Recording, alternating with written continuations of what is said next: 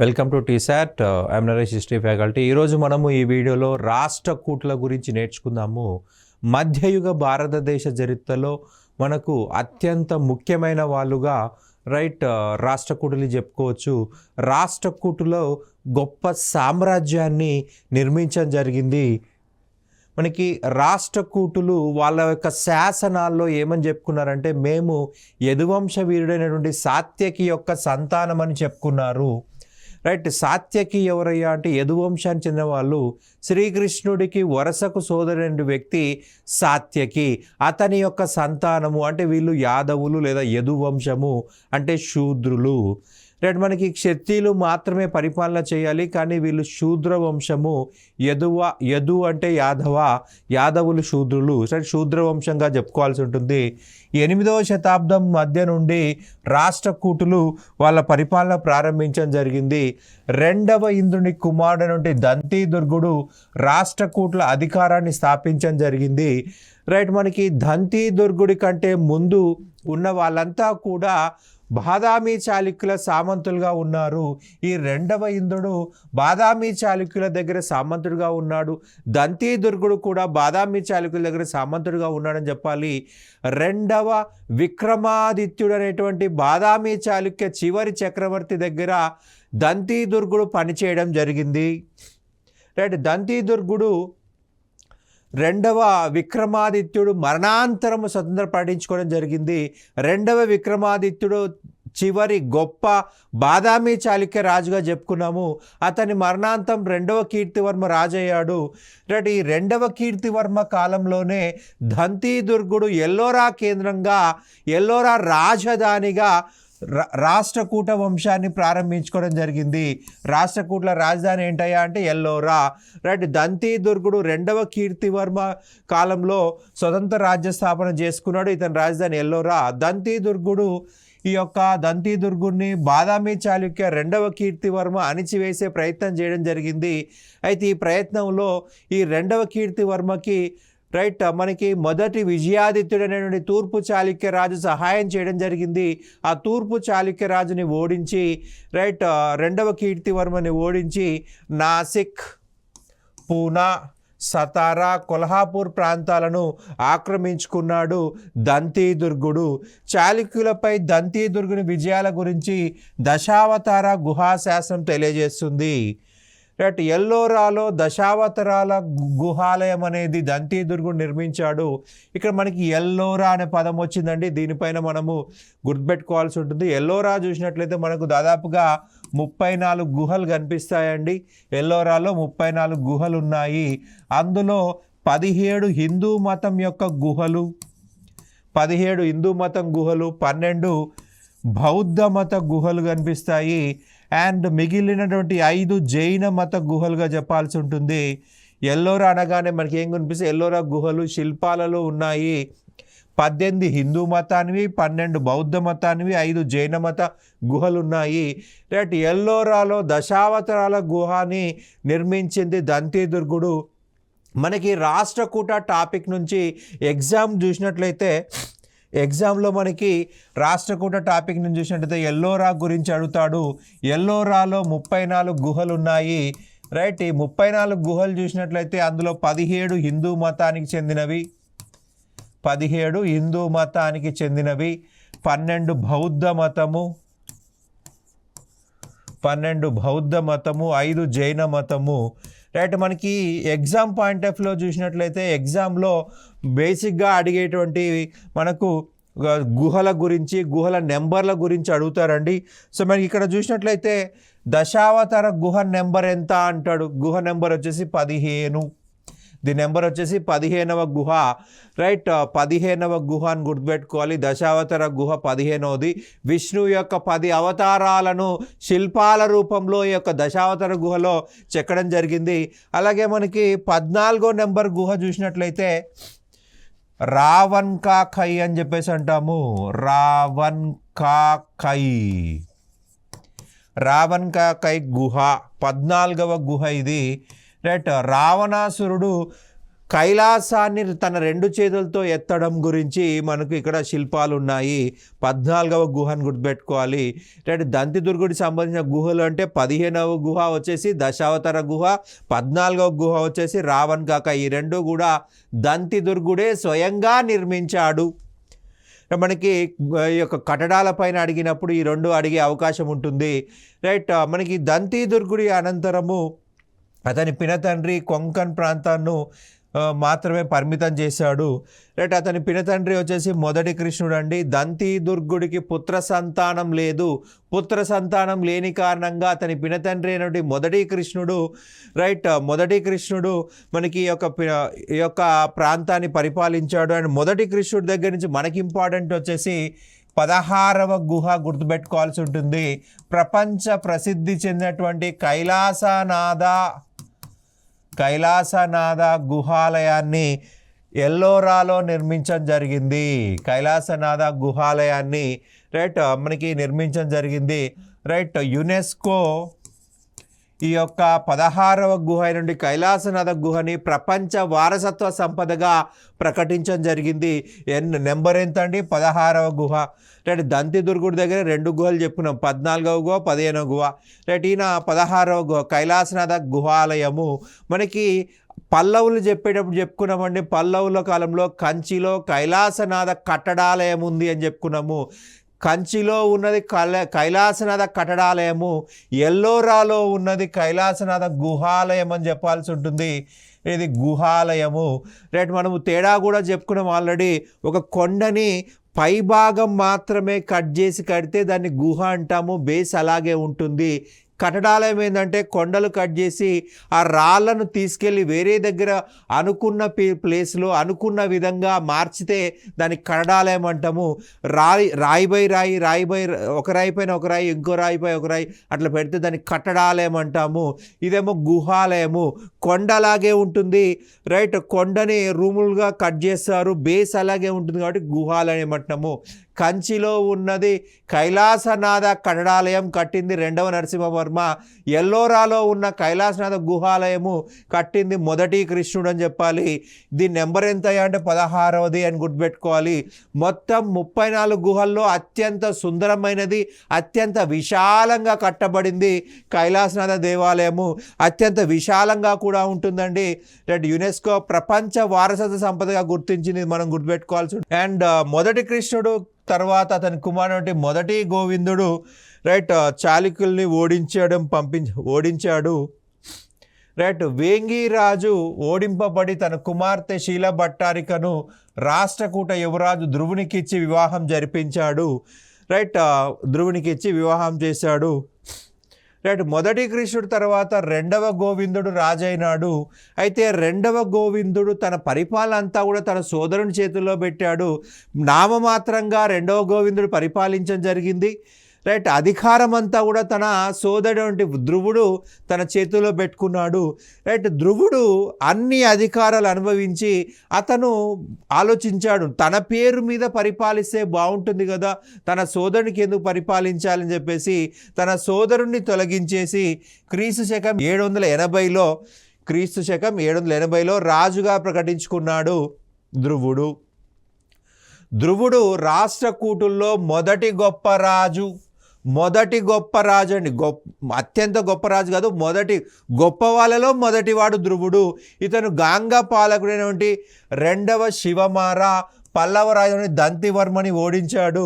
ఈ యొక్క 2వ శివమార మరియు దంతివర్మలు ఇద్దరూ కూడా 2వ గోవిందునికి సహాయంగా రావడం జరిగింది.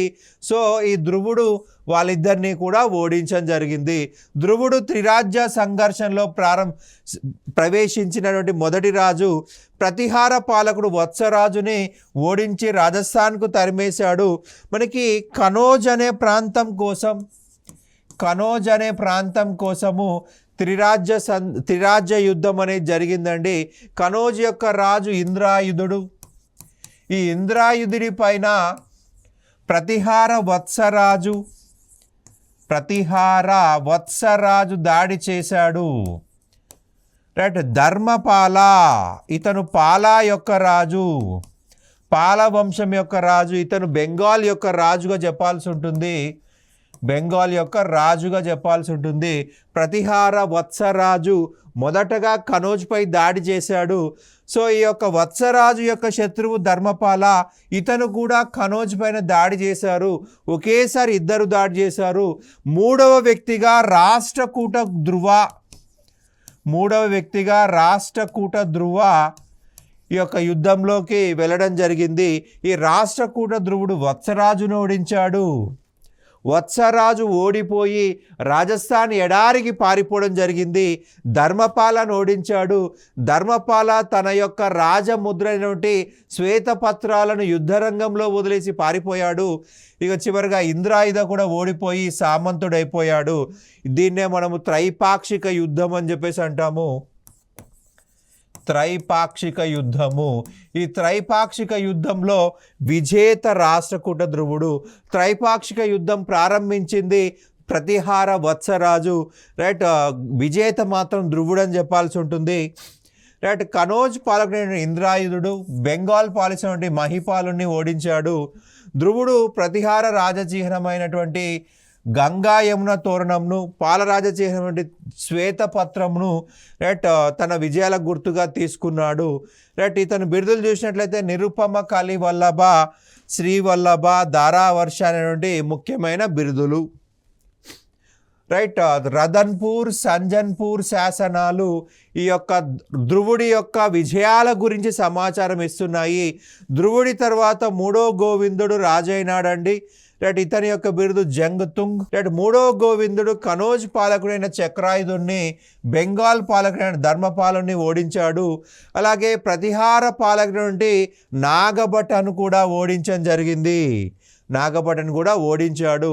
మూడవ గోవిందుడు తన ఆధిపత్యం అంగీకరించని వేంగిరాజు రెండవ విజయాదిత్యుని పైన అతని స్థానంలో భీమసలుకుని, రైట్, వేంగిరాజుగా నియమించడం జరిగింది, రైట్. కేరళ, చోళ, పాండ్య, గాంగ సమాఖ్యను 802లో ఓడించాడు మూడవ గోవిందుడు. కేరళ, చోళ, పాండ్య, గాంగ సమాఖ్యను 802లో ఓడించడం జరిగింది.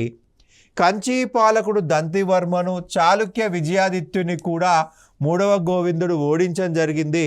మూడవ గోవిందుడు తన ఆధిపత్యం అంగీకరించని, రైట్, రెండవ విజయాదిత్యుని స్థానంలో భీమసల్కుని రాజుగా నియమించాడు. నెక్స్ట్ చూసినట్లయితే అమోఘవర్షుడు, రైట్. మూడవ గోవిందుడు చాలా చిన్న వయసులోనే మరణించడం జరిగింది. సో అమోఘవర్షుడు అనేవాడు చిన్న వయసులో రాజయ్యాడు, రైట్. టోటల్ రాష్ట్రకూట వంశంలో అతి గొప్ప రాజు అంటే అమోఘవర్షుడు అని చెప్పాల్సి ఉంటుంది, రైట్. మూడవ గోవిందుడి అనంతరం అతని కుమారుడు అమోఘవర్షుడు రాజయ్యాడు. ఇతడు చిన్నవాడు కావడం చేత, రైట్, గుజరాత్ గవర్నర్ కర్ణ సంరక్షకుడిగా ఉన్నాడు, రైట్. ఇతనికి 18 సంవత్సరాలు కూడా నిండలేదండి, మైనర్. సో మైనర్ కాబట్టి తన పినతండ్రి కర్ణుడు, ఈ మూడవ గోవిందుడి యొక్క సోదరుడు కర్ణుడు సహాయంగా ఉన్నాడు, సంరక్షకుడిగా ఉన్నాడు. గుజరాత్ యొక్క గవర్నరే కర్ణ అన్నమాట. ఈ కర్ణ సపోర్ట్ చేశాడు. అమోఘవర్షకి సర్వ అనేటువంటి మరి ఒక పేరు కలదు, రైట్. అమోఘవర్షుడి పరిపాలన కాలం ఏంది అంటే 814 నుంచి 878 వరకు అని చెప్పాల్సి ఉంటుంది, రైట్. ఇతను వేంగి చాళుక్య విజయాదిత్యుని ఓడించాడు. అతని సేనాని అయినటువంటి పాండురంగడు మరలా వేంగిని జయించి అమోఘవర్షుడిని ఓడించాడు, రైట్. అమోఘవర్షుడు తన సోదరి అయిన యువరాజు అయినటువంటి విష్ణువర్ధనకిచ్చి వివాహం చేశాడు. యువరాజు అంటే 4వ విష్ణువర్ధనకిచ్చి వివాహం చేశాడు. క్రీస్తు శకం 860లో మాన్యాకేటం అనే నూతన నగరాన్ని నిర్మించి రాజధానిగా చేసుకున్నాడు. మనం ఏం చెప్పుకున్నామండి, ఎల్లోరా అనేది రాష్ట్రకూటుల యొక్క రాజధాని అని చెప్పుకున్నాం. దంతి దుర్గుడి దగ్గర నుంచి అమోఘవర్ష వరకు ఎల్లోరా రాజధాని. అమోఘవర్షుడు తన రాజధానిని మాన్యాకేటమునకు మార్చడం జరిగింది. మాన్యాకేటమునకు మార్చాడు, రైట్. మాన్యాకేట అనే నూతన నగరాన్ని నిర్మించిన అమోఘవర్షుడు నిర్మించి రాజధానిగా చేసుకోవడం జరిగింది, రైట్. అమోఘవర్షుడు ఎల్లోరాలో 30వ గుహ చోట కైలాసం అనేటువంటి ఆలయాన్ని నిర్మించాడు. మనకి చోట కైలాసం పేరు చూడగానే ఇది శివాలయం అనుకుంటాము, కానీ ఇది జైన దేవాలయము. అదేం సార్ మనకి కైలాసం అని ఉంది కదా అంటే, ఈ యొక్క దేవాలయానికి ఆ పేరు ఎలా వచ్చిందంటే 16వ గుహ చూసినట్లయితే కైలాసనాథ గుహాలయము, దాని నమూనాతో నిర్మించారు. 16వ గుహ కైలాసనాథ దేవాలయం నమూనాతో నిర్మించడం జరిగింది. సో అందుకే ఇక్కడ కైలాసనాథ దేవాలయం అన్నారు.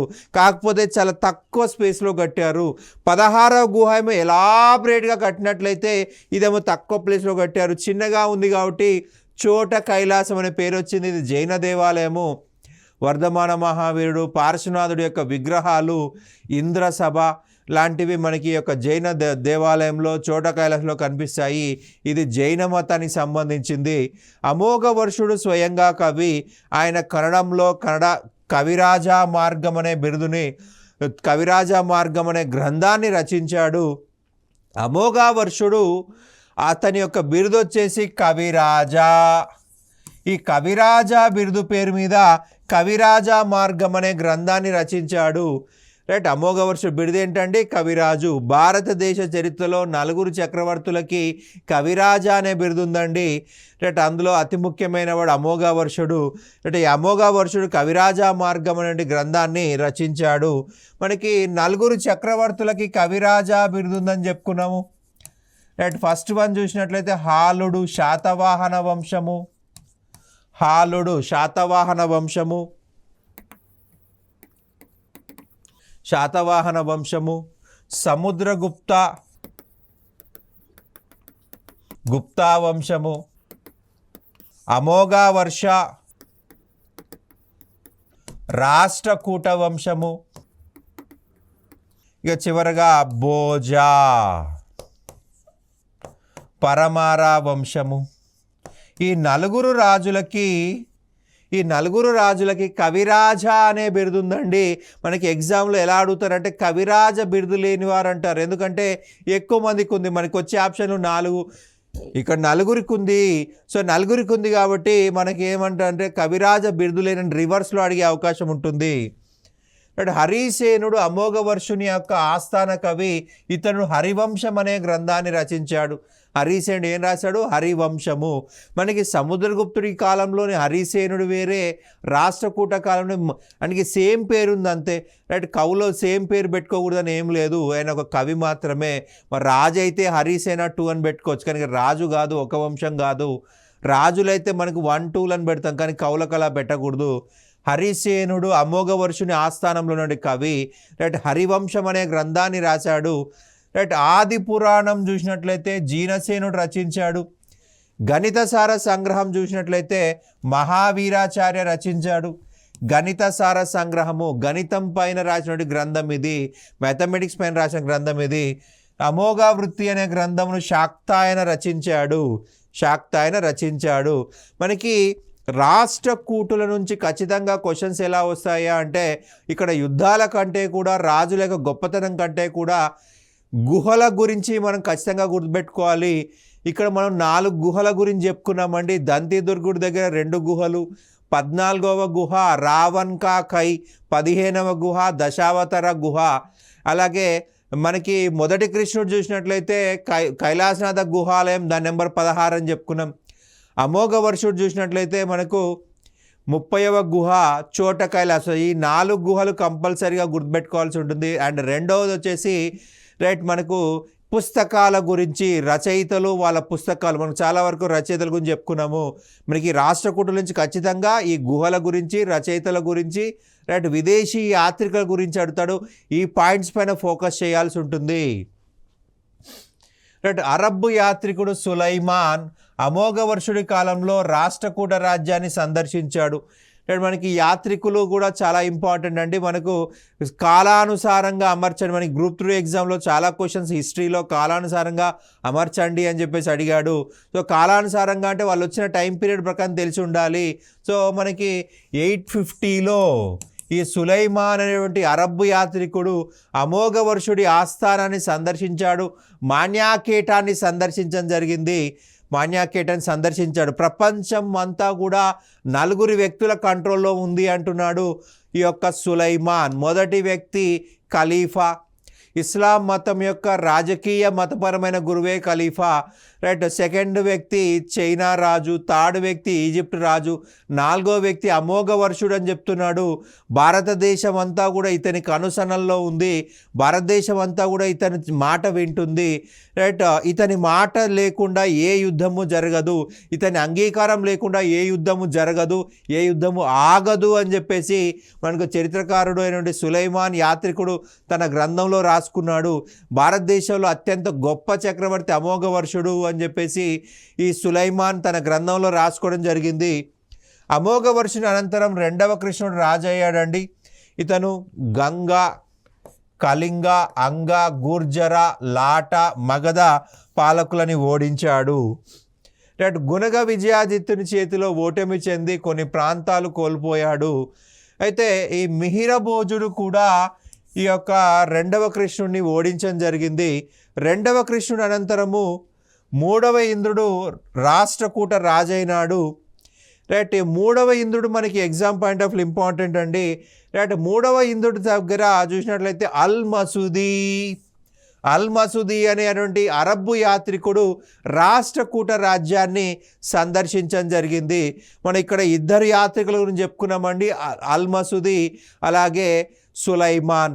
అమోఘ వర్షాకాలంలో వచ్చిన వ్యక్తి సులైమాన్, అల్ మసూది వచ్చేసి 3వ ఇంద్రుని కాలంలో వచ్చాడు. మనకి వీళ్ళిద్దరూ కూడా చాలా చాలా ఇంపార్టెంట్. యాత్రికులు కాలానుసారంగా అమర్చండి అన్నప్పుడు ఎగ్జామ్లో మనం ఇబ్బంది పడతాము, అది గుర్తుపెట్టుకోవాల్సిందే. మనకు మొదట అమోఘ వర్షుడు, తర్వాత 3వ కృష్ణుడు, 3వ ఇంద్రుడు అని గుర్తుపెట్టుకోవాలి. రైట్. 3వ ఇంద్రుని కాలంలో వచ్చిన వ్యక్తి అల్ మసూది, రైట్, రాష్ట్రకూట రాజ్యాన్ని సందర్శించాడు. ఇక 3వ కృష్ణుడు వచ్చేసి రాష్ట్రకూట చివరి రాజుల్లో గొప్పవాడుగా చెప్పాల్సి ఉంటుంది. రైట్. 3వ కృష్ణుడు రాష్ట్రకూట చివరి గొప్ప చక్రవర్తి. రైట్. 3వ కృష్ణుడు గాంగ వంశం యొక్క సాకీమరను ఓడించాడు. గాంగ వంశము మనకు మైసూర్, బళ్ళారి పరిసర ప్రాంతాన్ని పరిపాలించే వంశము గాంగ వంశము. మైసూర్, బళ్ళారి పరిసర ప్రాంతాలు. రైట్. సాకీమరను ఓడించాడు. కంచి, తంజావూర్లను కూడా ఆక్రమించాడు. మనకి ప్రధానంగా చూసినట్లయితే 949 ఏడీలో తక్కోలం యుద్ధంలో 949 ఏడీలో తక్కోలం యుద్ధంలో మొదటి పరాంతక చోళాని ఓడించాడు. మొదటి పరాంతక చోళాని ఓడించడం జరిగింది. 949 ఏడీలో తక్కోలం యుద్ధంలో మొదటి పరాంతక చోళను ఓడించాడు. పూర్తి తమిళనాడుని తన అధీనంలో తీసుకున్నాడు. చోళుల యొక్క గొప్పతనానికి బ్రేక్ వేసిన వ్యక్తి 3వ కృష్ణుడు. రైట్. ఈ యొక్క మొదటి పరాంతక చోళ మరణాంతరము చోళులు తంజావూరుకు మాత్రమే పరిమితం అయిపోయారు. పూర్తి తమిళనాడు ప్రాంతం అంతా కూడా రాష్ట్రకూట అధీనంలోకి వచ్చింది. దానికి ముఖ్య కారకుడు 3వ కృష్ణుడు అని చెప్పాల్సి ఉంటుంది. రైట్. ఆ యుద్ధం గుర్తుపెట్టుకోవాలి. ఏ యుద్ధం అండి? తక్కోలం యుద్ధము. అత్తకూరు శాసనము చోళులపై ఈయన విజయాల గురించి, కర్హద్ శాసనము పాండ్య, కేరళ, లంక పాలకులపై ఈయన విజయాల గురించి తెలుస్తూ ఉంది. రైట్. పాండ్య, కేరళ రాజులపై గెలిచినందుకు గాను రామేశ్వరం వద్ద విజయస్తంభాన్ని నాటాడు 3వ కృష్ణుడు. ఈ పాయింట్ కూడా మనకి ఎగ్జామ్ పాయింట్ ఆఫ్ ఇంపార్టెంట్ అండి. రైట్. రాష్ట్రకూట వంశంలో రామేశ్వరం వద్ద విజయస్తంభాన్ని నాటింది ఎవరు అంటారు? రైట్. ఇక్కడ మనకి 3వ కృష్ణుడు అనేది గుర్తుపెట్టుకోవాల్సి ఉంటుంది. రైట్. కన్నడ కవిత్రయంలో ఒకడైనటువంటి పొన్న ఇతని ఆస్థానంలో ఉన్నాడు. పొన్న శాంతి పురాణం అనే గ్రంథం రచించాడు. ఇక్కడ శాంతి పురాణం వచ్చేసి జైన తీర్థంకరుడైనటువంటి శాంతినాథుడి పేరు మీద, శాంతినాథ పేరు మీద జైన తీర్థంకరుడైన ఇతని పేరు మీద శాంతి పురాణం అనే గ్రంథాన్ని రచించాడు. 3వ కృష్ణుని ఆస్థాన కవి హాలాయుధుడు కవి రహస్యం అనే గ్రంథాన్ని రచించాడు. రైట్. ఈ ఇద్దరు కవులను మనం గుర్తుపెట్టుకోవాల్సి ఉంటుంది. పొన్న శాంతి పురాణము. కన్నడలో కవిత్రయం చూసినట్లయితే పంప, పొన్న, రన్న. పంప, పొన్న, రన్న ఈ ముగ్గురిని కలిపి కవిత్రయం అన్నాము. పంప ఆది పురాణము, విక్రమార్జున విజయం రాశాడు. రైట్. పొన్న శాంతి పురాణం రాశాడు. రైట్. మూడవ కృష్ణుడు ఆస్థానంలో మరొక కవి హాలాయుధుడు కవిరహస్యం రాశాడు. మూడవ కృష్ణుడు అనంతరం కొట్టిగా పాలకుడైనాడు. కొట్టిగా పాలకుడు కావడం జరిగింది. పరమారసియుక కొట్టిగను ఓడించి మాన్యాకేటమును దోచుకున్నాడు. మాన్యాకేటమును తగలబెట్టేశాడు. పరమారసియుక ఈ యొక్క మాన్యాకేట నగరాన్ని తగలబెట్టేశాడు. సో అది అవమానము. సో అవమానం భరించలేక కొట్టిగా సల్లేఖనము చేసి మరణించాడు. సల్లేఖనము చేసి మరణించడం జరిగింది. రైట్. సల్లేఖనము మనం జైన మతంలో చెప్పుకున్నాం. జైనులే సల్లేఖనం చేసి చనిపోతారు. అంటే కొట్టిగా జైన మతస్థుడు. రైట్. సల్లేఖనం చేసి చనిపోయాడు. చనిపోయేంత వరకు కఠిన ఉపవాసం చేయడమే సల్లేఖనము. ఈయన జైన మతస్థుడు కాబట్టి సల్లేఖనం చేసి మరణించాడు.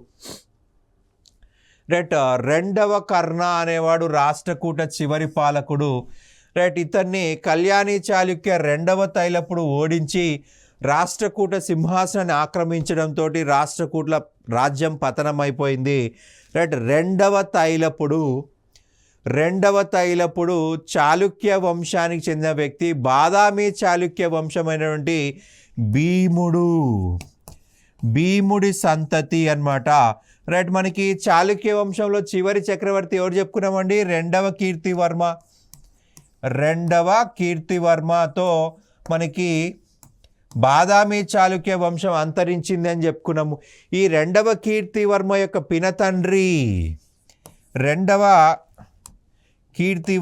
పినతండ్రి భీముడు.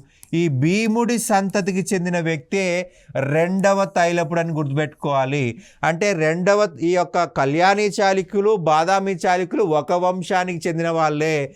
రెండవ కీర్తివర్మ చిట్ట చివరి రాజు అని చెప్పుకున్నాం బాదామి చాళుక్య వంశంలో. అతని పినతండ్రి భీముడి వంశం చెందిన వాళ్ళు, అంటే ఒకే కుటుంబానికి చెందిన వాళ్ళు బాదామి చాళుక్యులు, కళ్యాణి చాళుక్యులు.